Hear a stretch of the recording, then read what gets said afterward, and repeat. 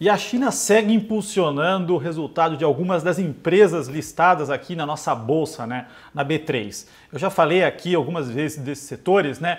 Siderurgia e mineração, sem dúvidas, têm sido impactados, mas eu também falei aqui bastante do setor de proteína animal, tá? Estou falando aqui das empresas do setor de frigoríficos, JBS, Marfrig e Minerva, né? Essas empresas tiveram resultados explosivos e muito em função da demanda da Ásia, né, concentrada na China, em função de alguns outros fatores, né, como peste suína africana e uma mudança do setor na cadeia do mundo todo, tá, pessoal? Então eu vou mostrar um pouquinho mais o que está acontecendo, mostrar os resultados e uma coisa, né, que eu sempre faço no Instagram e vou fazer aqui hoje, eu vou sortear um curso meu top-down, que é a análise do modelo de negócio das empresas que compõem o índice Bovespa, né, das 74 ações. Então, quem quiser participar, é só escrever aqui embaixo nos comentários, né? Se tem alguma ação nesse setor ou não, já está participando. Vou fazer o sorteio domingo às 10 da noite e o resultado sai no meu Instagram, tá, pessoal? Então, quem quiser, só comenta aqui, fala se tem alguma ação no setor ou não e já está participando para ter acesso a esse curso aí, onde eu estou analisando o modelo e mostrando como cada empresa ganha dinheiro, tá? Mas vamos lá, vamos falar sobre o que está acontecendo, né? Eu vou mostrar um gráfico aqui para vocês de o que aconteceu com as exportações, né, para a Ásia, que predominantemente é China, dessas três empresas no segundo trimestre de 2020 versus o segundo trimestre de 2019, né? Quando a gente olha aqui, JBS, o percentual da receita líquida de exportação para a Ásia, né, saiu de 48% e foi para 57,8%, tá? Quando a gente olha para a Marfrig, que é o laranjinha aqui, isso aqui saiu de 43% e foi para 65%. E da BIF, né, que é a Minerva, saiu de 34% e foi para 46,5%, tá, pessoal? Então, um crescimento fortíssimo. Isso aqui muito se explica pela mudança do setor na China, né? O rebanho lá de porcos, que era o maior do mundo, né? Mais de 400 milhões de cabeças de porcos, metade morreu ou foi sacrificado em função da peste suína africana. Eu falei bastante isso no canal, eu não vou ser repetitivo, então eu vou deixar o link aqui do último vídeo que eu falo, explico um pouquinho mais sobre isso. Quem quiser assistir tudo sobre esse acontecimento está explicado lá, mas basicamente isso explica muito, né? A China se tornou o maior importador, né, de carne de proteína congelada do mundo e o Brasil se tornou o maior exportador. E aqui a gente está falando muito de carne bovina e carne suína, tá? Então essas duas proteínas aí são as que estão se destacando muito no mundo nos últimos, desde 2019, né? Onde a crise se intensificou do lado da peste suína africana. Mas vamos falar dos resultados, tá? Então vamos mostrar o que aconteceu com o JBS. Foi sim um crescimento explosivo, né? Todas elas, a gente vai ver isso de forma unânime. Quando a gente olha para as receitas cresceram sim. A receita líquida da JBS saiu aqui, né, dos 50 bi para os 63 bilhões. A gente está falando aqui de uma alta de 32,9%. O EBITDA, que é uma métrica importante de geração de caixa, subiu dos 5 bi para os 10,5, né, uma alta aí de 105%. Lucro líquido saiu dos 2,1 bi e foi para os 3,3 bilhões, uma alta de 54%.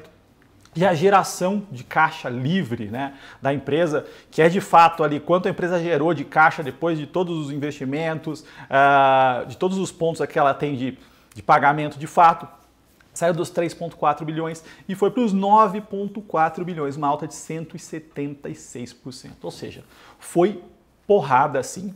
Quando eu falo desse setor, eu sempre reforço, tem que olhar muito para a EBITDA e para a geração de caixa, né, que são métricas que de fato fazem sentido para a empresa. O lucro muitas vezes não reflete a realidade, né? A empresa pode dar prejuízo e estar ganhando dinheiro, ou pode estar dando lucro e perdendo dinheiro, tá? Por isso que tem que olhar para a geração de caixa desse negócio. E uma coisa importante, todo esse resultado, nessa porrada que veio, uma característica importante, o volume vendido caiu, tá? Isso em todas, né?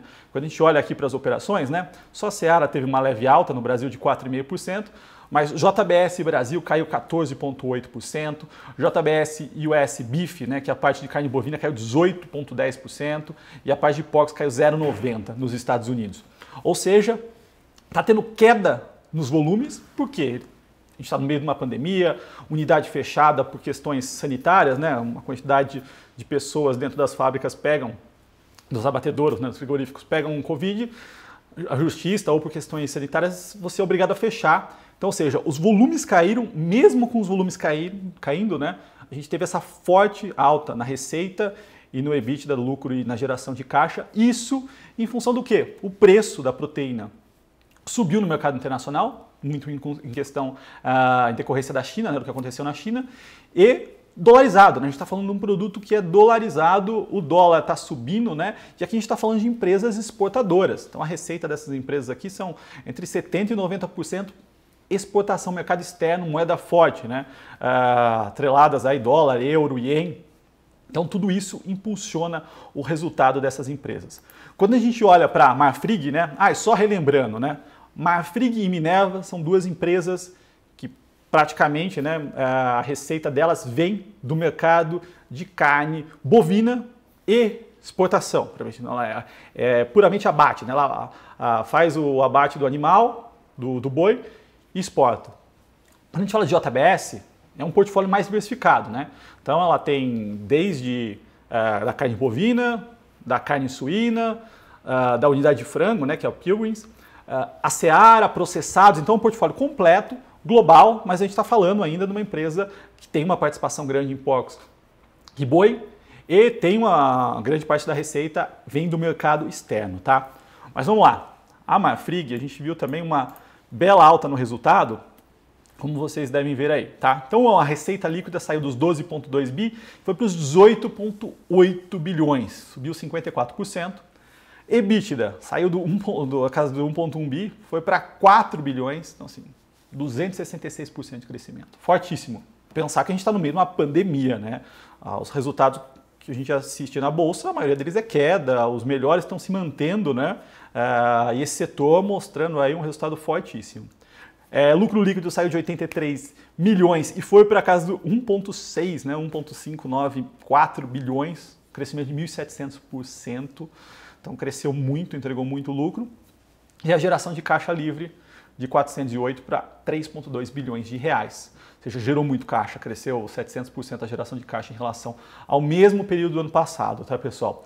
E uma coisa importante, né? Esse setor já foi um setor muito alavancado, né? Muito endividado, eles passaram por um processo aí onde os bancos ajudaram a dar uma encorpada, a melhorar a governança, reduzir o endividamento. Eles já tinham um endividamento bem mais bem menor, né? Tava na casa aí dos duas vezes e alguma coisinha EBITDA. Agora a gente vê aí com essa geração de caixa uma redução aí mais forte do lado do endividamento. Então, que é positivo. E quando a gente pega a Marfrig, né, o volume caiu 7% na América do Norte e 2,6% na América do Sul, tá? As duas operações aí da Marfrig.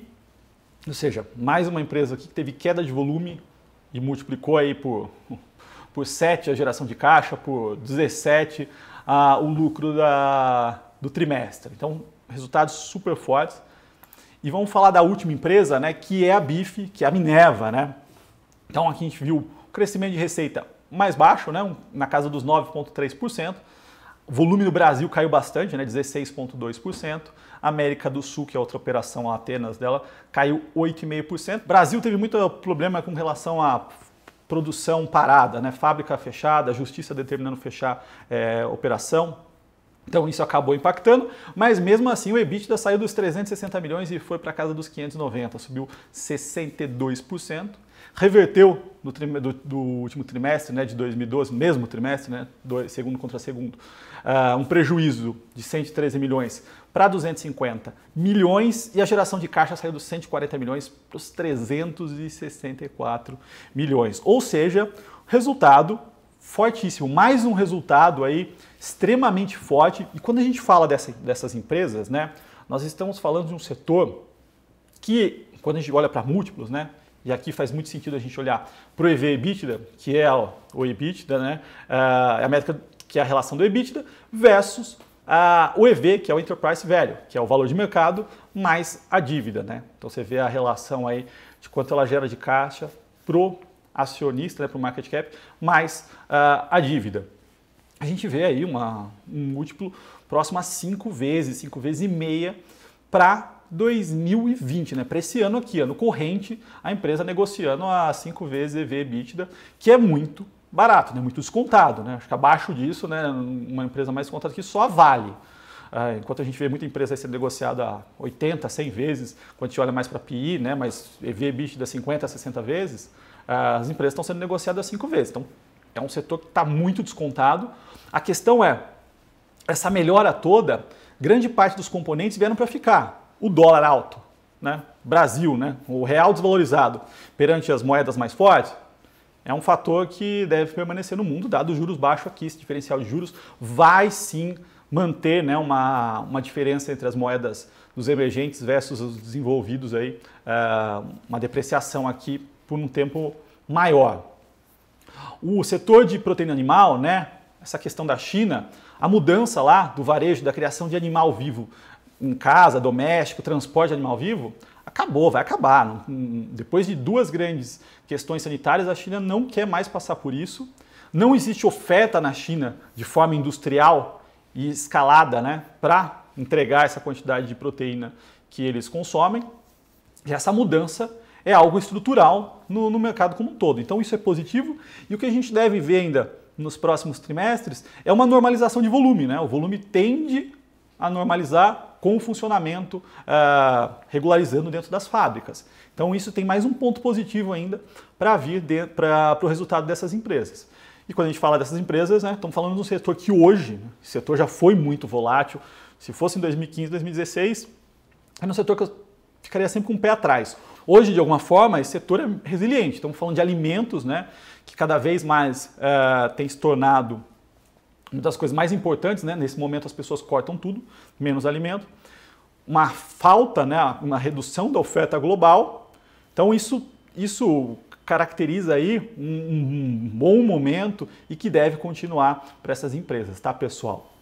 Bom, como eu falei, eu vou sortear um curso top-down no domingo para o pessoal do YouTube. Então quem quiser é só comentar aqui embaixo, tá? Se tem ou não tem alguma dessas empresas.